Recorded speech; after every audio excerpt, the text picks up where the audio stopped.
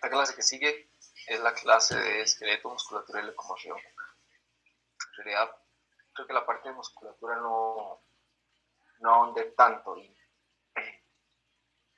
de hecho, creo que ni siquiera nos va a dar tiempo de terminar la parte de esqueleto. Pero bueno, vamos a ver cómo nos va. Y cualquier cosa, hacemos como hicimos con esta diapositiva, con esta presentación que pasó, que vemos una parte y luego para esa parte hacen el texto, y luego para lo que haga falta nada más entra como materia de examen, de quiz, pero no como parte del texto. Entonces no se preocupen si no terminamos hoy. Entonces,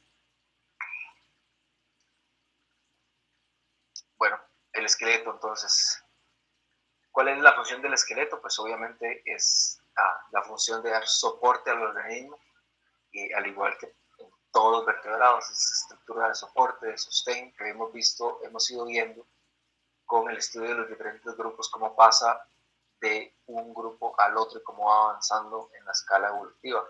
Entonces, ¿cómo pasamos de los urocordados, donde básicamente la estructura de sostén, que es el notocordio, está en la parte posterior del cuerpo, y ahora tenemos, luego pasamos a los cefalocordados, donde se extendía desde la parte posterior del cuerpo hasta la parte anterior, y luego pasamos ya los vertebrados, en donde el notocordio estaba en la parte, desde la parte posterior hasta la parte anterior, pero digamos hasta el cerebro, no iba más hacia. En este caso ya tenemos ya el esqueleto aquí como tal, ya en craneados, ya tenemos en vertebrados, específicamente vertebrados y craneados, natostomados, que es el grupo en el que estamos, ¿verdad? Al que pertenecen todos los peces óseos.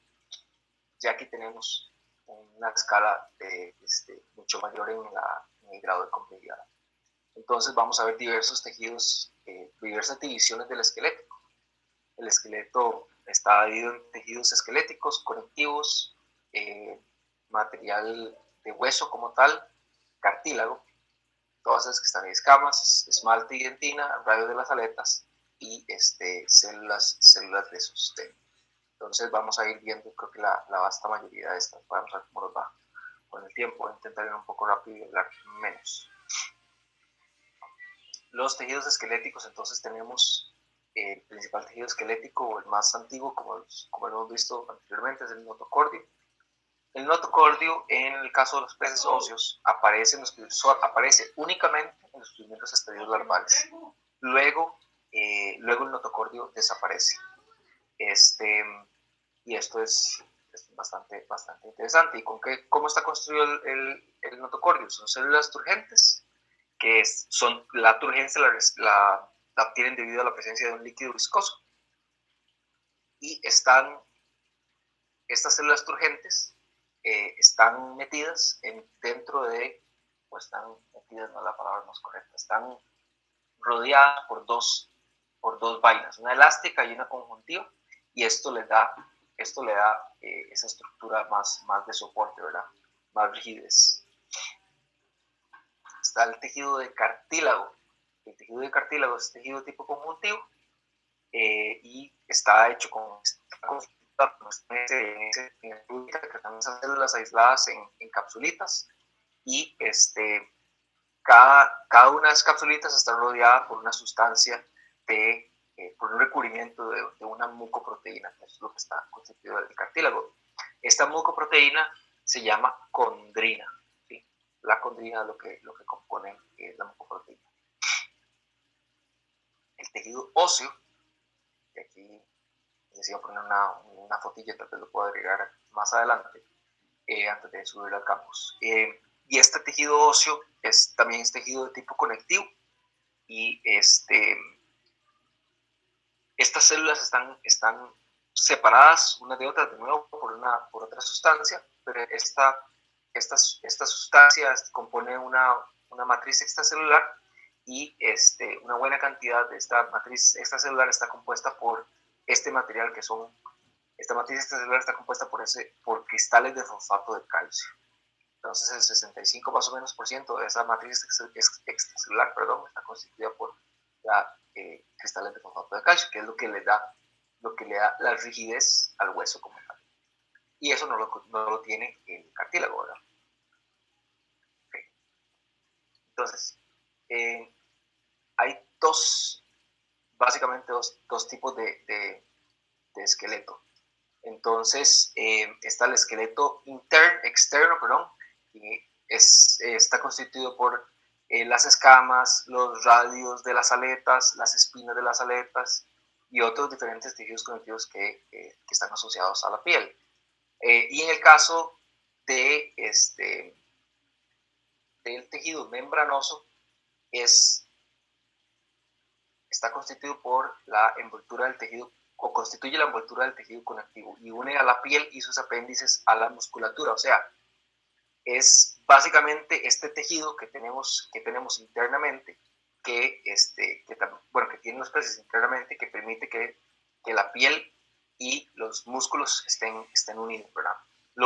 Esto lo veremos con mucho más detalle en la clase de la piel. Es como la octava o novena clase, no recuerdo ahorita. Un tipo de tejido membranoso es, por ejemplo, el tejido membranoso que cubre el peritoneo, por ejemplo. Los tipos de esqueleto a los que vamos a ponerle un poco más de atención son estos dos que vienen, que es el basal axial y las estructuras de soporte de los apéndices. El basal axial es el correspondiente al cráneo, columna vertebral, costillas y huesos intermusculares. Veremos con detalle cada uno de esos. En el caso de los apéndices, es el esqueleto que le da, el esqueleto del apéndice es el esqueleto que le da soporte a las aletas, tanto a las medias como a las pares. Acuérdense que las aletas medias son las que estaban en la línea media del cuerpo. En el caso del notocordio, es solamente soporte embrionario y está presente en los primeros estadios de los peces, pero en el caso de los condrictios se mantiene durante toda su vida. Los condrictios, acuérdense que era el grupo de los peces cartilaginosos. Entonces, vamos a ver el esqueleto basal axial y el esqueleto apendicular. Entonces, este es un diagrama que resume todos los diferentes tipos, todos los diferentes huesecillos que andan por ahí. Y digo resumen porque no todo está ahí. Digamos, hay varias partes que no están señaladas, pero que son importantes de entender. Entonces, el esqueleto basal axial es el que sigue. No tiene demasiado sentido que ustedes se aprendan todos los huesos que existen en el cuerpo de los peces, porque no se puede. O sea, primero no se puede porque son demasiados y no aparte. Y segundo, muchos de los huesos que están presentes en los peces, algunos están levemente fusionados. Entonces, en el caso de nosotros, nuestro esqueleto está bastante fusionado. El cráneo, en nuestro caso, es una única unidad, ¿verdad? Es la calavera como tal, pero esa calavera está constituida de un montón, o estuvo constituida por un montón de huesos, evolutivamente hablando.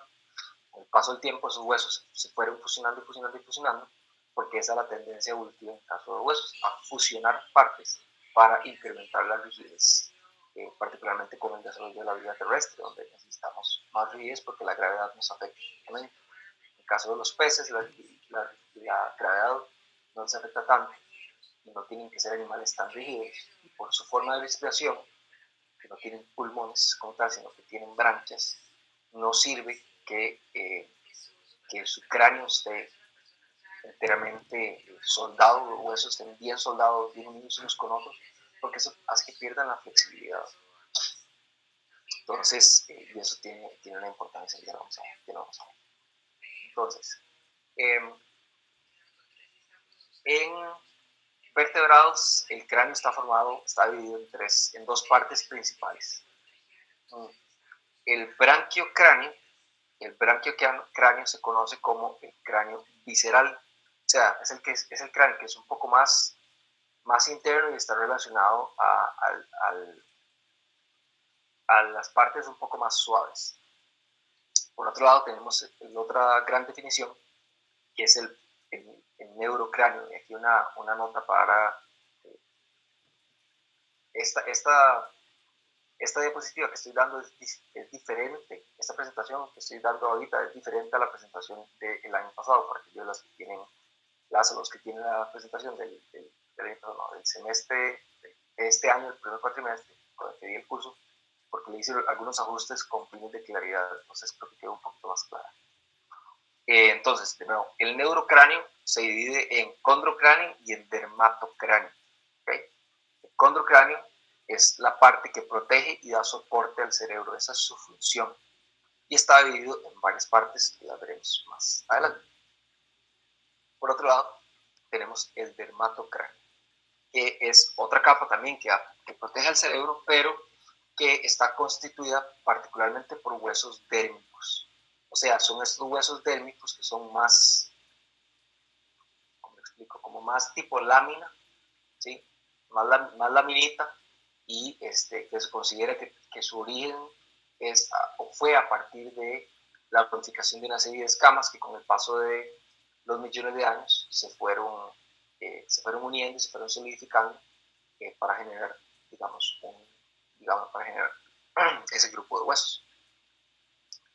En la foto de la derecha arriba tenemos las dos. Tenemos la división del branquiocráneo. El branquiocráneo ya lo veremos un poco más adelante, pero el branquiocráneo en realidad es una buena parte de los huesos del cráneo. Como pueden ver, hay demasiados huesos en el cráneo, que era lo que yo les decía. En el caso de los peces, el cráneo está compuesto por una tonelada de huesos. En nuestro caso son algunos poquitos y forman básicamente una sola unidad. Entonces el branquiocráneo lo vamos a ver ahorita con más detalle, pero esto es un esquema para que se ubiquen más o menos en dónde está el branquiocráneo, que es en la parte posterior, la parte inferior y la parte posterior también del cráneo todo los huesos que están en la parte posterior y en la parte inferior del cráneo componen el branquiocráneo. En el caso del neurocráneo, el neurocráneo se divide, como dije, se divide en dos: el condrocráneo, que es la ilustración de abajo a la izquierda, es la caja como tal del cerebro, así en donde está encerrado el cerebro, que le da la protección directa y soporte al cerebro. Y está el dermatocráneo, que como su nombre lo dice hasta cierto punto, el dermatocráneo es esa capa como que está más externa, como de derma, como dermis, ¿okay? Entonces como de piel inclusive. Entonces son esa serie de huesos que componen el dermatocráneo, que son todos estos que están aquí, y sus respectivas divisiones, que ya las vamos a ver. Entonces, el cráneo en peces es una estructura ridículamente compleja. Y es ridículamente compleja porque es sumamente variable. ¿Okay? Es sumamente variable por la enorme cantidad de formas de tipos de peces que tenemos. Cada tipo de pez, ¿entiendes? Cada especie o cada grupo tiene un arreglo específico en los huesos. Todos tienen la cabeza de forma un tanto diferente, con algunas adaptaciones, y según qué tan atrás esté en la escala evolutiva, así van a ser algunas de las características que tienen. ¿Cuáles son las funciones básicas del cráneo? Las funciones principales del cráneo de los peces es el punto de alimento de entrada, es el punto de entrada de alimento, la fuente, comen por ahí, no comen de ninguna otra forma, y este es el punto por donde entra, y es el punto de agua para la respiración. Es el centro donde están todos los órganos sensitivos. Acuérdense que es un sistema es un sistema nervioso ya bien centralizado, bien definido, entonces todos los órganos de los sentidos están centralizados justamente en el cerebro, entonces protege los órganos de los sentidos y es el centro de los órganos de los sentidos. Pero da protección a todos los órganos, los órganos de los sentidos y da protección al cerebro. Y es en la parte posterior y es el punto de inserción de las grandes masas musculares que recorren el cuerpo. Entonces, nosotros tenemos una enorme cantidad de diferentes formas y tipos de músculos. En el caso de los peces, la vasta mayoría de su cuerpo está conformado por las dos grandes masas musculares que corren de forma longitudinal, o sea, a los lados del cuerpo del animal y que lo propulsan porque le permiten mover su cuerpo de lado a lado. ¿Qué otra función tiene importante el cráneo? Habíamos visto la vez anterior, no recuerdo si la segunda o la primera, habíamos visto una de esas clases que habían diferentes especies de peces que habitaban ciertos ecosistemas o tenían ciertos hábitats, ciertos hábitos. Entonces habíamos visto, por ejemplo, el pez espada. ¿Qué característica tenía el pez espada? Tenía este rostro, este morro en forma de pico. ¿Por qué tienen ese rostro, ese morro en forma de pico? ¿Qué ventaja les da? Bueno, les da la ventaja de que lo pueden utilizar o lo utilizan como una herramienta, como un arma para abatir a sus presas. Pero un poco más allá, más en términos de esto específicamente, ¿no sirve como protección? No sirve como protección. Aerodinámica. Exactamente, ahí el segundo la pegó. En este caso es hidrodinámica, estamos hablando del agua, pero aplica igual.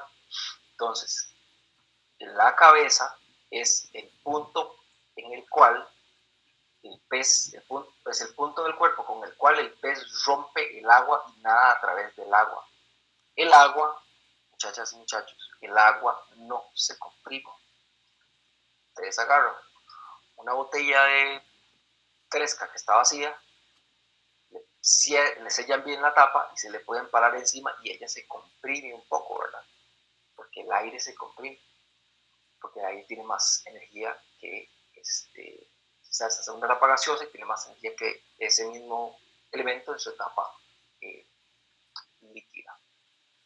Pero que tenga más energía implica que está expandido y el agua, cuando está en estado gaseoso, cuando hay vapor de agua, está muy expandido. Ustedes tienen que el vapor de agua ocupa un espacio muy grande, pero el agua como tal ocupa un espacio pequeño. Ocupa un espacio pequeño porque el agua básicamente está comprimida. O sea, no hay espacios vacíos entre el agua. ¿Qué pasa con eso? Pasa que el agua, entonces, si ustedes agarran una botella de fresca, la misma botella fresca que llenaron de agua, que llenaron de aire, se le pararon encima, vieron cómo se comprimía, ustedes agarran, la llenan de agua, se le paran hasta que no le quepa nada de aire, la sellan bien, se le paran encima y esa botella no se va a comprimir. A veces se cambia un poco la forma de la botella, pero el agua como tal, el líquido no se comprime. Como el líquido no se comprime, usted no lo puede empujar como yo estoy empujando el aire cuando hago así. Por eso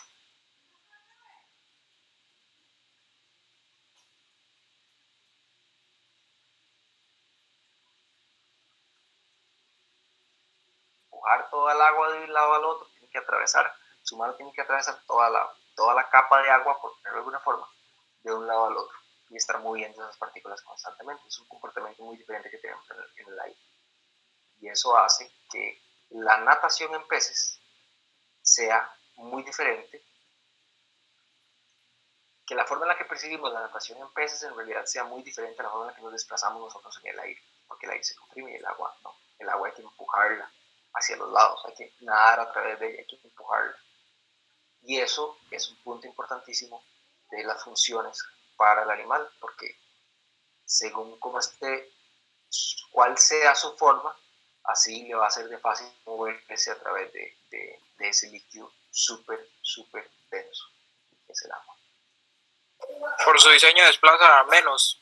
En cambio, por ejemplo, un bobo pues pasaría más por su forma. Podría ser, ¿no? ¿De nuevo?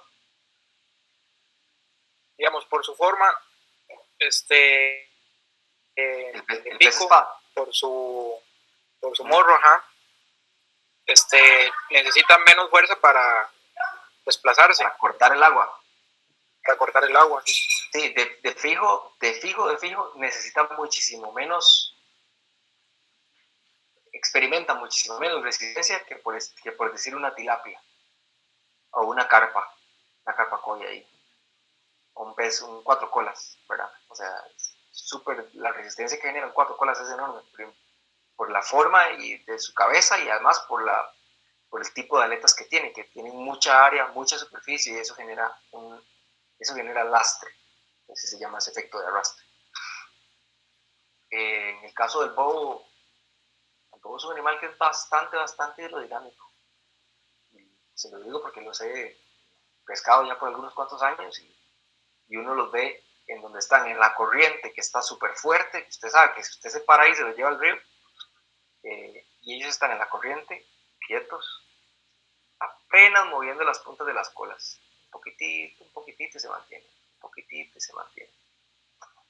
Y es que Y eso no tiene que ver también como... evolucionando así. Eso no tiene que ver también la forma del pescado, bueno, de la especie del bobo, es que creo que está hablando, ¿verdad? Sí, o sea, pero todo está relacionado, no solo la forma estoy hablando principalmente de la forma de la cabeza y la resistencia que generan, y si ustedes ven una foto de un bobo grande, los bobos cuando están chiquititos la nariz es como redondita, pero cuando están grandes, cuando digo grandes es un bobo como de... ¿Cuánto llegan a medir y pesar un bobo propio grande? Hay bobos muy grandes, de más de 70 centímetros. Pero por ejemplo, el más grande que yo he sacado, que ya medía como tal vez podía medir unos 60 centímetros. Ese bobo, como les digo, cuando son grandes, la punta de la nariz va cambiando. Entonces, pasan de ser redondeados a la nariz más puntiaguda. Entonces, parece básicamente la nariz como si usted hubiera agarrado el pico de un vela y le hubiera hecho mucha punta, y ya hasta el final nada más queda un tiquillo así. Así más o menos parece la nariz de un bobo cuando ya son bastante grandes. Ok, sigamos. Entonces, en el caso de los huesos operculares, tienen dos funciones importantes, que es servir como bomba de respiración y además papachito, si es una vez que subió el enano, como parte de la captación de alimento. Y como les decía, la gran diversidad de especies en la forma del cráneo es entonces demasiado variable. Este es un esquemita de una especie de bricón que ahorita, de bricón o de astianax, no recuerdo cuál de las dos especies, de los dos géneros.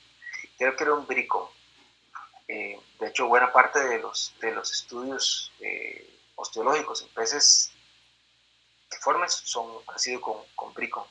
Estudios clásicos ya de los 70s. Y entonces aquí tenemos una buena división de cómo se,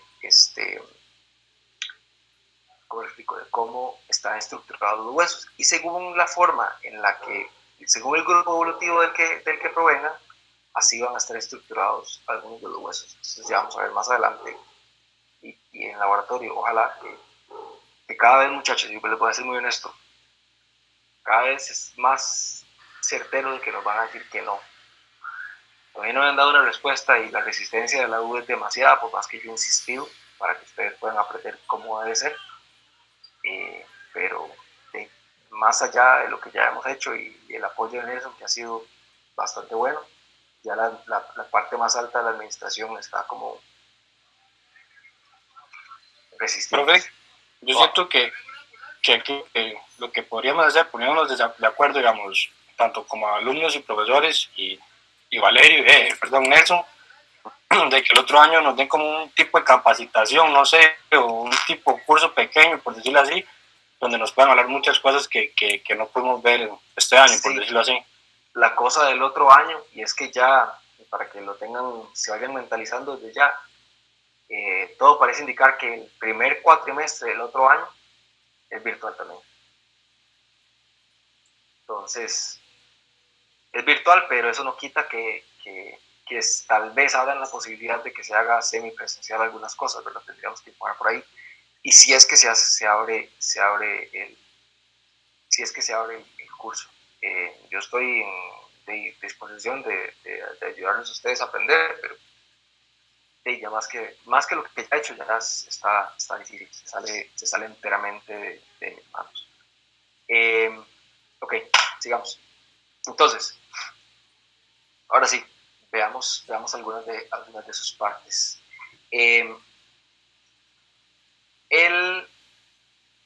Acuérdense que el cráneo se dividía en dos grandes partes. ¿Cuáles serían esas dos grandes partes? Nos vemos un poquitico y está el branquiocráneo y el neurocráneo. ¿Okay? Vamos a ver de qué está compuesto el branquiocráneo. El branquiocráneo, como les decía, la parte que está como más relacionada, más hacia la parte inferior y posterior del cráneo. ¿Okay? Entonces, todos estos con la excepción de las mandíbulas que están, digamos, hacia el final, todos estos huesos que están aquí, si pueden ver mi cursor y están poniendo atención, todos estos huesos que están aquí, todo esto es branquiocráneo básicamente. ¿Okay? De aquí para arriba, todo esto es neurocráneo. ¿De dónde, profe? Para arriba es. Sí, exacto. En el caso del branquiocráneo es, incluyendo las mandíbulas, todo esto aquí para abajo. ¿Okay? Para abajo y para atrás. Ok, para abajo y para atrás, sí. O sea, de esta flechita, de esta línea imaginaria que estoy dibujando, básicamente para abajo y para atrás es el branquiocráneo. ¿Okay? Okay. Ahora, entonces el arco mandibular, ¿cómo? Es como la parte trasera del cráneo, por decirlo así. La parte inferior y posterior del cráneo. Si trasero es equivalente a posterior, entonces la parte posterior del cráneo. Entonces, el arco, una parte importantísima, bueno, todas partes son importantísimas, pero una de las partes más fácil de distinguir del branquiocráneo es el arco mandibular. Entonces, el arco mandibular está formado por tres partes principales. Por tres partes principales en la parte superior y digamos que tres en la parte inferior. Entonces, en la mandíbula superior, ¿okay? En la mandíbula superior tenemos la premaxila, que es esta que está aquí. Está la premaxila. Tenemos la maxila, que es esta. ¿Okay? Vean que está aquí, vean que el esquemita dice maxila. Sigue la flechita. Esta es la maxila. Y la supramaxila. La supramaxila, usualmente, aquí no está representada, pero digamos, no significa que no esté. No estoy diciendo que esté, pero normalmente se ubica en esta parte. Está en la esquina posterior y del lado dorsal, a la esquina posterior, o sea, hacia atrás, y dorsal, o sea, hacia el lado de arriba, de la maxila. ¿Okay? Aquí estaría ubicada la supramaxila. Dígame. En un examen o en un quiz, usted nos evaluaría así el cráneo de un pez y señalarle sus partes. Difícilmente. Los exámenes míos, tal vez en un quiz, sí, tal vez en un quiz, pero en un examen no, los exámenes son muchísimo más de pensar. Sí, los exámenes es para que se quiebren la jupa pensando y los quizzes es como para que vayan incorporando lo que necesitan para razonar las respuestas de las preguntas del examen. Okay. Entonces, esas son las tres partes de la mandíbula superior, del arco mandibular superior. Ahora, ¿por qué? Para que grábense esta imagen así, por lo menos esto que les acabo de decir, de premaxila, maxila y supramaxila.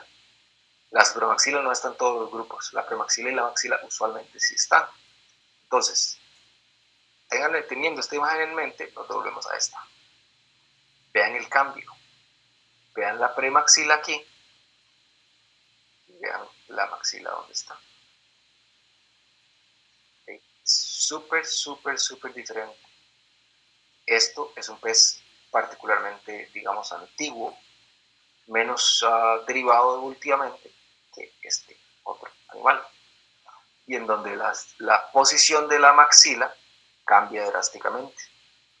¿Okay? Cambia totalmente. Aquí el premaxilar está fijo, está soldado básicamente al cráneo. Y el maxilar apenas, o sea, se mueve lo suficiente para permitir ser como la bisagra, ¿verdad? La articulación para que la mandíbula de abajo se pueda abrir, pero en realidad es bien, bien tieso el cráneo aquí. En este caso el cráneo es más elástico, más móvil, permite muchísimo más movimiento.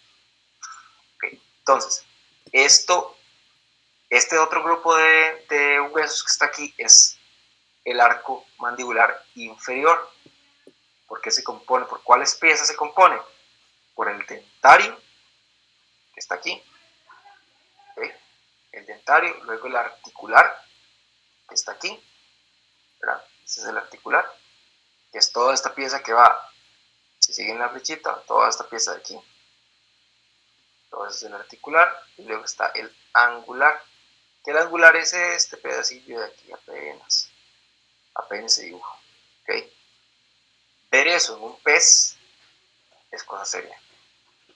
Es bastante, bastante difícil ver eso en un animal.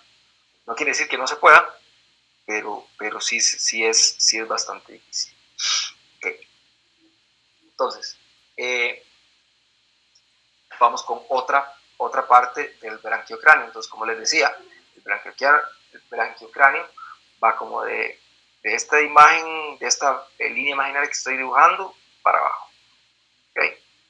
Entonces, ya vimos las maxilas, el arco mandibular, ya vimos toda esta parte, ¿verdad? Toda esta parte está cubierta.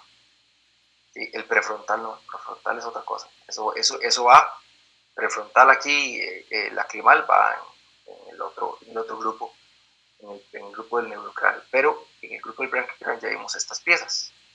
¿Sí? ¿Cuáles otros son? Siguen los palatinos. Los palatinos no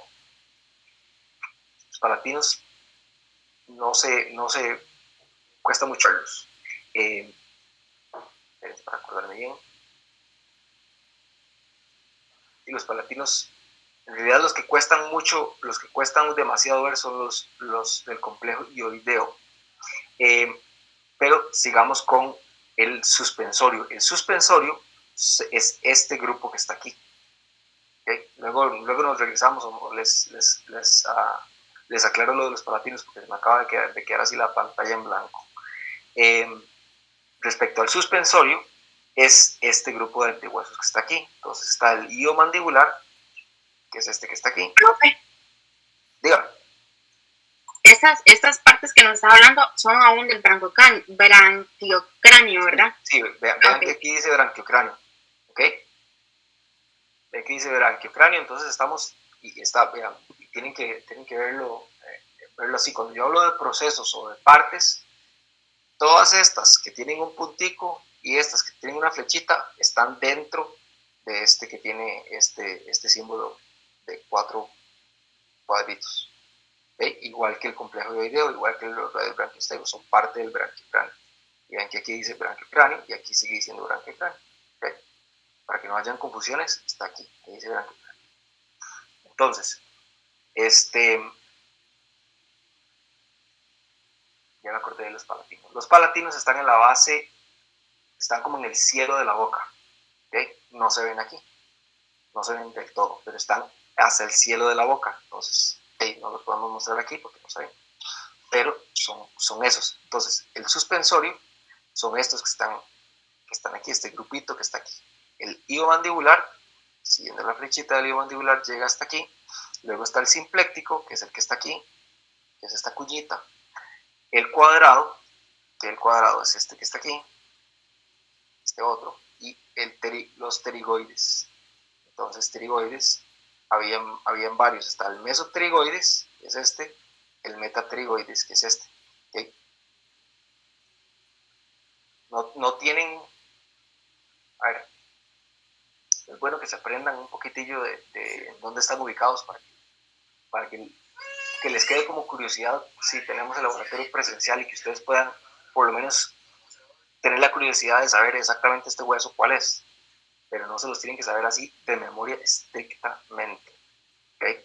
Como que yo les diga, les ponga A, B, C a todas estas flechitas y les diga, identifiquen letra por letra, o sea, no tiene sentido para ustedes, es para que sepan qué compone cada cosa, ¿okay? Luego está el complejo ioideo. El complejo ioideo no se ve en este esquema, de hecho, se veían algunos esquemas que vean por ahí, pero tal vez no estaban tan tuanis. El complejo, y además es difícil de ver, el complejo ioideo está en la parte baja de la mandíbula. Digamos, parte del complejo ioideo le da sostén a la lengua, por ejemplo. ¿Okay? Está en la parte, los palatinos están en el cielo de la boca y el complejo ioideo más bien está en la parte baja de la mandíbula. ¿Okay? Está en el medio de las ramas de la mandíbula. No se va a ver aquí. Finalmente, en el branquiocráneo, ¿sí? Bueno, todavía queda un poco más, están los radios branquiostegos. Los radios branquiostegos, vamos a ver si se ven aquí. Aquí están. Ve que dice branquiostegas. Aquí. ¿Okay? Las branquiostegas están aquí abajo. Las branquiostegas son bastante importantes porque ayudan al proceso. Las branquiostegas están recubiertas con piel. Bueno, todos estos están recubiertos con piel, pero para que me entiendan para qué funciona exactamente, están recubiertos con piel y lo que hacen es formar un pliegue que ayuda en la bomba respiratoria de los peces. Ok, seguimos todavía con branquiocráneo. Finalmente, están los operculares. ¿Cuáles son los operculares? Todos los que dicen algo con opérculo. Entonces, el opérculo como tal, el subopérculo y el interopérculo y el preopérculo. ¿Ok? Ven aquí donde está el preopérculo, que es este que tiene el bordecito cerrado, el bordecito cerrado. Y cuando digo cerrado es con S y habla de una sierra, cerrado. ¿Eh? El bordecito cerrado, ese es el preopérculo. Luego está el opérculo, el subopérculo y el interopérculo. Con el interopérculo hay ahí toda una confusión, una discordia. Así, una discordia porque en algunos grupos de peces el interopérculo parece estar asociado o parece más un branquiostego que un hueso en realidad real del grupo de los operculares. No importa el dato ahí para que lo tengan presente de que en esto hay mucha discordia. Finalmente tenemos el aparato branquial. El aparato branquial, ok, volviendo un poquitico a los operculares.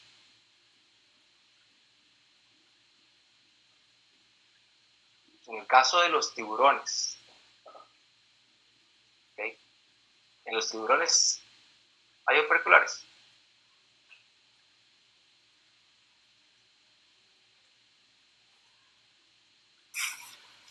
Creo que no. Ok, ¿por qué? El cráneo del tiburón es más sencillo, no tiene tantos huesos, ¿no? El cráneo del Porque tiburón no tiene ni un solo hueso. Ellos Porque tienen... son cartilaginosos, ¿no? Ajá, porque son cartilaginosos, eso está muy bien. Pero más importante, ¿se acuerdan la guía de laboratorio? Porque ellos tienen aberturas branquiales. Eso, muy bien, muy bien. Entonces, los tiburones tienen las aberturas branquiales expuestas. En los peces óseos tenemos la presencia de un opérculo. Entonces, cuando en peces óseos hablamos de un opérculo, cuando hablamos del opérculo como tal, no estamos hablando de este hueso que se llama el opérculo. Estamos hablando de toda la tapa, ¿ok? De toda la escotilla, por ponerlo de alguna forma, ¿verdad? De toda la escotilla que está compuesta por el preopérculo, por el opérculo, por el subopérculo y por el interopérculo. ¿Ok? ¿Queda claro eso? Ok, entonces, tenemos también una última parte del branquiocráneo que se llama el complejo branquial. ¿Qué es el complejo branquial? Cuando ustedes pescan un pez, valga la redundancia, y ustedes le están quitando las vísceras, le están quitando las agallas o las branquias, todo el grupo que está inmediatamente posterior a la boca, que son esos arcos de color rojo, bueno, blanco con el borde rojo, esos arcos, todo eso que está ahí es el complejo branquial. Y es con lo que los animales respiran, pero está compuesto de tejido, particularmente de hueso poco calcificado, principalmente lo que más está calcificado son los rastrillos branquiales. Esto que dice aquí en la imagen, que dice en esta imagencita que dice a la izquierda, gill rackers, estos piquitos que están aquí. Estos piquitos, luego más adelante en la clase de alimentación, vamos a ver exactamente qué es lo que hacen. Entonces, y estos piquitos que dicen gill rackers, entonces se llaman como rastrillos branquiales. ¿Okay? Gill rackers son los rastrillos branquiales. Están los arcos branquiales como tal. Cada uno de estos es un arco branquial. ¿Okay? Son 4. El quinto está usualmente modificado en esto, que son estos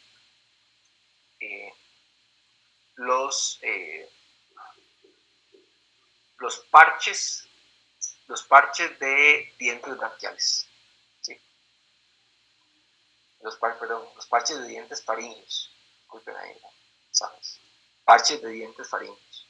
¿Okay? Esos son la modificación del otro arco. Esto lo estamos viendo desde arriba. ¿Okay? O sea, aquí tenemos el animal. Aquí no estamos viendo el animal, en este caso no estamos viendo el animal como si lo estuviéramos abriendo. Más bien estamos viéndolo como si tuviéramos rayos X en los ojos, básicamente. Estamos viendo el animal desde la parte dorsal. ¿Okay? Y tenemos estos elementos, que es cada uno, digamos, de los huesecillos que forman todo el arco branquial, porque el arco a simple vista es una pieza, pero en realidad son varias, que son estas. El basibranquial, que es la parte que está, en la parte que une todos los arcos, en la parte de abajo, bastante dura, y luego cada uno de los arcos individualmente, que son el hipobranquial, el ceratobranquial y el epibranquial. ¿Okay? ¿Cómo saben cuál es cuál? El hipobranquial les está diciendo. Tiene el prefijo hipo. El prefijo hipo es abajo. ¿Okay? Entonces el que está hipobranquial es el que está de primerito hacia abajo. Luego el largo es el ceratobranquial y termina arriba con el epibranquial. ¿Okay? Eso es, así es como los diferencia. Hipobranquial y epibranquial. Y en el medio el ceratobranquial. Listos con esto. Esto es un cráneo, esto es un arco branquial de Macarela, de paso. Okay. Listo. Entonces, última diapositiva en cuanto a el cráneo en peces para entrar un poco más en detalle con otras cosas, con el resto del esqueleto que hace falta. Entonces, el neurocráneo, ya llegamos al entonces todo esto que vimos, todas estas partes, todo esto era branquiocráneo. Los arcos mandibulares, los palatinos, el suspensorio, acuérdense que los palatinos era como el cielo de la boca. El suspensorio son todos estos huesecillos que están aquí, que básicamente conectan al cráneo con los operculares. El complejo hioideo es el que está como entre las ramas de la mandíbula inferior que sostienen la lengua.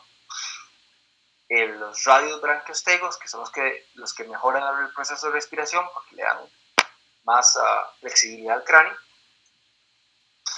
y tenemos los operculares, que conforman, que todos los operculares juntos conforman la tapa que se conoce como el opérculo, es la escotilla, y tenemos finalmente el complejo branquial. ¿Okay? Entonces básicamente fuimos de adelante hacia atrás. ¿Okay? Mandíbulas, entonces el suspensorio, finalmente los operculares, abajo y bien atrás los branquiostegos, y abajo y hacia el frente los palatinos. ¿Ok? Listo.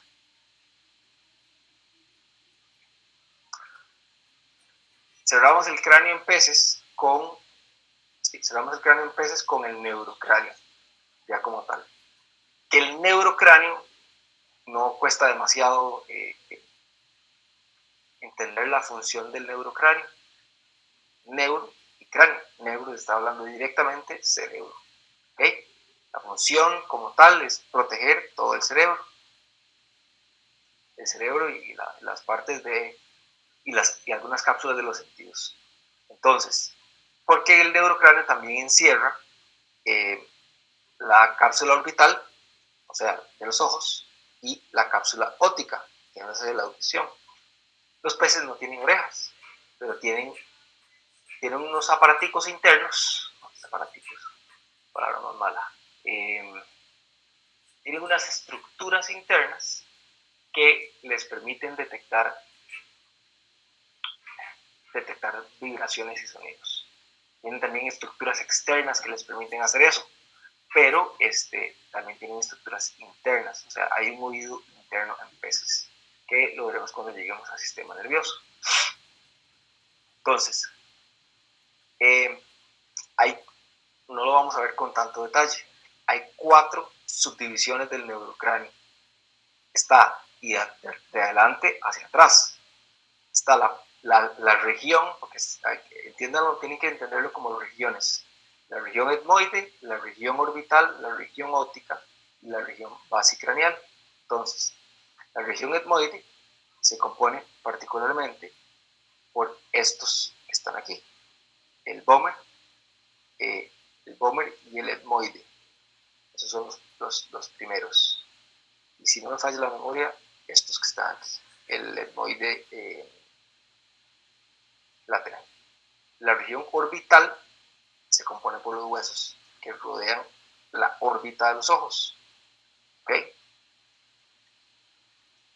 Luego está la región óptica. Vean que dice aquí. Pterótica y proótica. Esta es la región óptica. Que se encarga, justo en esta parte aquí, están encerrados estas estructuras internas que les dije del oído interno de los peces, están encerradas aquí. Se llaman los otolitos. Tal vez ustedes en algún punto, particularmente las personas que pescan, han visto, le han sacado las piedras de la cabeza de los peces. Estas piedras, y si no lo han hecho lo van a hacer porque ya me están escuchando, entonces les va a llamar mucho la atención cuando lo hagan. En la parte, esto es ver la cabeza del animal. Okay. Aquí lo estamos viendo de lado, en la figura 3.3 lo estamos viendo de lado. Okay. Y en la figura 3.5 lo estamos viendo como si estuviéramos abriendo el animal, viéndolo desde la vista ventral del animal. Okay. Entonces, aquí detrás de los ojos van aquí, ¿verdad? Los ojos van aquí en este espacio. En este espacio de aquí. Detrás de los ojos está esta capsulita. ¿Okay? Dentro de esa capsulita es donde están estas piedras, que son en realidad las estructuras que transmiten vibraciones y que funcionan también con gravedad al oído interno de los animales para que el animal se ubique en su medio. ¿Okay? Aquí es donde está. Entonces, toda esta región se llama la región óptica, pterótica y proóptica. Está. Finalmente, la región más posterior es la región basicraneal, que son estos que están aquí. Base occipital, primera vértebra, exopital. ¿Ok?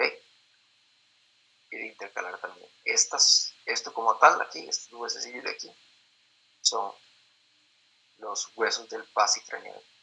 Entiéndanlo de la siguiente forma. Basicraneal es la base del cráneo. ¿Sí? Prácticamente no hay pérdida con esto. Basicraneal es la base del cráneo. ¿Dudas? ¿Preguntas con esto? Antes de seguir con los que siguen.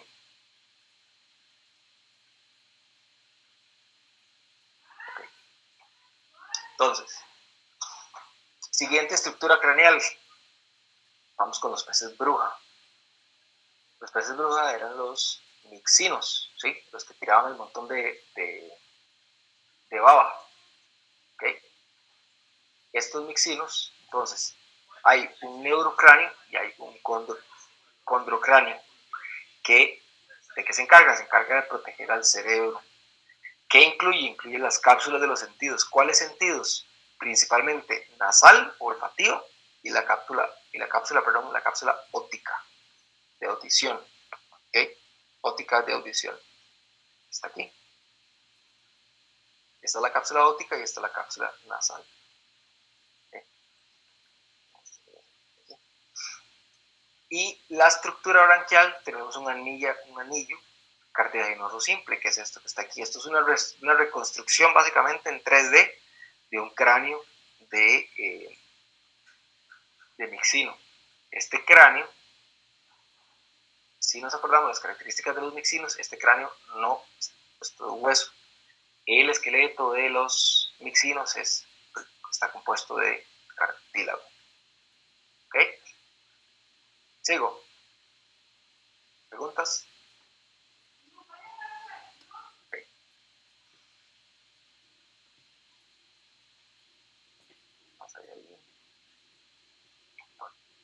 Ok.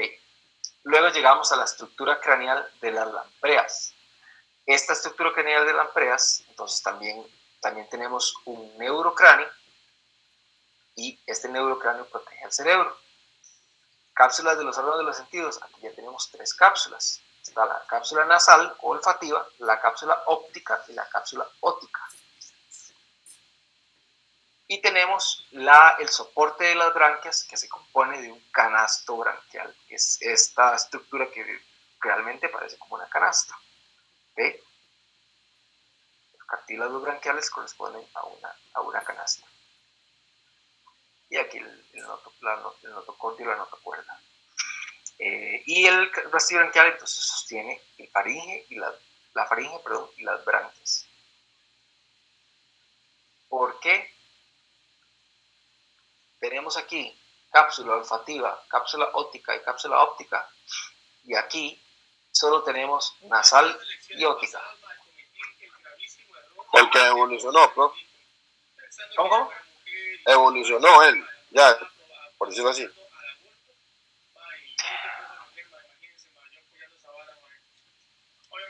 Pues sí, pero no.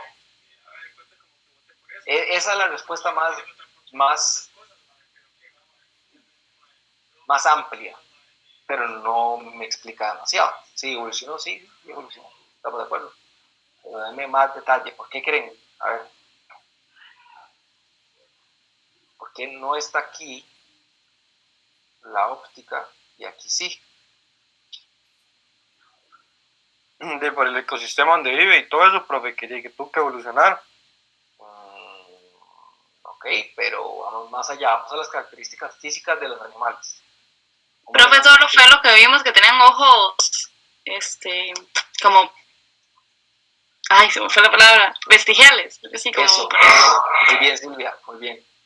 Muy bien, entonces, los mixinos tienen los ojos apenas vestigiales, de hecho, en el caso, creo que en los artículos que estuve buscando, en uno de los géneros, el ojo estaba en realidad debajo de la piel, y en el otro, el ojo estaba inclusive no estaba debajo de la piel, estaba más profundo, estaba debajo de capas musculares. Entonces, el ojo ya es apenas un vestigio de ojo como tal, ya es degenerado, y la ubicación o la orientación de la luz la utilizan al parecer entonces con otras estructuras. Entonces parece que creo que utilizaban glándula pineal para detectar la luz. El mentado tercer ojo, si lo han escuchado alguna vez. Entonces, pero lo curioso con los mixinos es que hay registros fósiles de los mixinos en donde el registro fósil de mixinos sí tenía ojos. Entonces, más bien la evolución en estos bichos, por eso le decía, no sé si fue José o Jafet, disculpe, que la respuesta es evolucionó. Sí, claro, evolucionó, pero en este caso evolucionó al revés. O sea, pasó de tener ojos a no tenerlos. Lo que nos puede hablar un poco de las adaptaciones a los diferentes tipos de hábitats en los que viven, a los tipos de ecosistemas en los que viven en la actualidad. Más hacia el fondo del mar, más en absoluta oscuridad, donde, ¿para qué necesito ojos? ¿Para qué voy a dedicar mi energía a construir ojos que no voy a utilizar? Entonces, continuamos. ¿Dudas o preguntas? Sigo. Está repetido.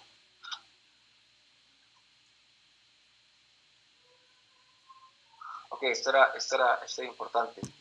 Esto es de las lampreas, ¿verdad? Entonces, este es el cartílago craneal. Este es ¿cómo se llama? El canasto branquial.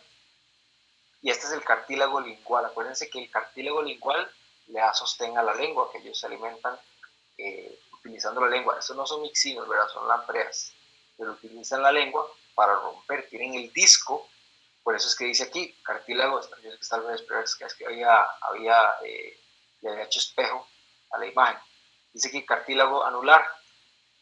Aquí está, cartílago anular de la boca. ¿Okay? Y adentro está el cartílago lingual, es este que está aquí, ¿ves? ¿Ven? Y este es el cartílago con el cual empujan la lengua para romper. ¿Okay? ¿Qué más? Nada, listo, sigo. ¿Okay? En el caso de la estructura craneal sin rayas, o sea, entiendas en el asmobranquios, tenemos dos. Aquí hay una estructura similar, un poco más simple, en realidad bastante más simple a la de los peces óseos, en las que nuevamente tenemos condrocráneo y tenemos el branquiocráneo. Entonces, tenemos el neurocráneo, dos cápsulas de los órganos de los sentidos, la cápsula de la audición y la cápsula de visión olfatoria. Y en el caso del branquiocráneo, que es lo que hace la misma función que en peces óseos, que es proteger el aparato branquial. ¿Okay? Entonces, vean aquí la diferencia. Las mandíbulas superiores de los tiburones están constituidas por el palato cuadrado. ¿Okay? Aquí no hay ni maxila, ni premaxila, ni supramaxila. Aquí el diseño es más simple, pero no quiere decir que más simple implique menos eficiente, porque los tiburones siguen dando lata después de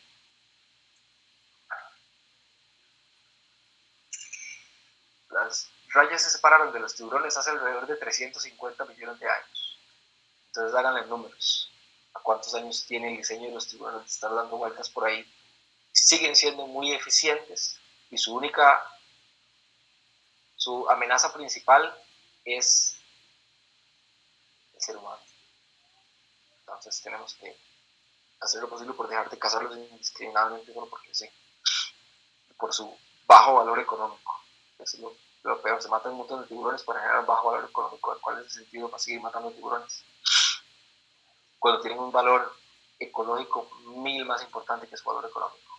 Entonces, mandíbula superior compuesta del palato cuadrado y mandíbula inferior compuesta por el cartílago de Meckel. ¿Okay? Mientras que en peces óseos, la mandíbula inferior está compuesta por el dentario. ¿Qué otro había por ahí? Y el angular, eran los dos principales, los dos grandotes que estaban ahí. El articular, vean el articular aquí. Vean que se une directo con el dentario. ¿Okay? Aquí está el articular, aquí está el dentario, y el angular era el chiquitillo que estaba aquí en la pura esquina. ¿Okay? En veces creo que están, pero no, en veces están fusionados y no hay angular como tal, solo queda articular. ¿Okay? Y después tenemos, aquí sí hay un aparato, un arco hioide, que es el iliomandibular, y el cerato vial. Estos que están aquí que le dan movilidad a toda la mandíbula como tal, y sostén a toda la mandíbula. Por supuesto está el neurocráneo, todo completo, y los arcos branquiales con todo esto es el branquiocráneo, ¿sí? Todo esto que está aquí. Y de nuevo tenemos una estructura similar. Tenemos los basibranquiales, los hipobranquiales, los ceratobranquiales y los epibranquiales. ¿Okay? Finalmente los faringobranquiales, que son más hacia la tapa. Entonces, si nos regresamos un poquitico, más hacia la tapa, no disculpen, más hacia la parte dorsal. Ponen más hacia la tapa en el examen, está mal, es más hacia la parte dorsal. Aquí está los arcos branquiales, aquí está. Basibranquial, hipobranquial, ceratobranquial, epibranquial y faringobranquial. Que eran los que estaban más superiores. ¿Okay? Vean que es el mismo acomodo. Está basibranquial, hipobranquial, ceratobranquial, epibranquial, faringobranquial. ¿Okay? Básicamente todos los arcos branquiales, que en conjunto de arcos branquiales es el branquiocráneo. ¿Okay? Segundo.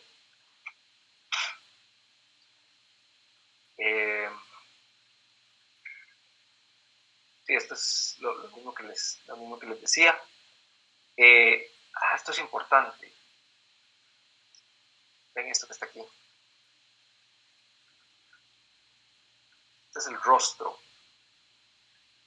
Vean aquí está el rostro. En el caso del pez sierra, ese rostro que está aquí, esto es un tiburón por supuesto, pero en el caso de un pez sierra, este rostro se alargó enormemente hasta alcanzar más o menos entre un 20 y un 25, bueno, las especies si consideramos a todas las especies de pez sierra, pasaron como abarca entre el 20, si no me equivoco, y el 33% de la longitud total del animal, el rostro. O sea, el 33% de la sierra del pez sierra, perdón, el 33% de la longitud del animal es sierra, o sea, el rostro. Por eso es que yo les decía, viéndolo desde esta perspectiva, si el pez sierra tiene su sierra y se la cortan aquí, es donde nace la sierra, exponen básicamente todo el cerebro. Y ahí estaríamos en serios y severos problemas. Ok. Entonces, vamos con pleto apendicular. ¿Qué hora es? 13:52. Vamos a ver cuántos diapositivas quedan. Ok, quedan 16, 15.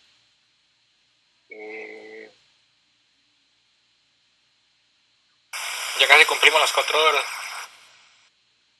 Ya, bueno, queda 1 hora, ¿no? La clase termina a las 5, ¿no? Sí, creo. Ok, entonces la pregunta es, démonos un descansillo corto porque la verdad me duele la garganta, unos 10 minutos y regresamos a ver hasta dónde podemos llegar.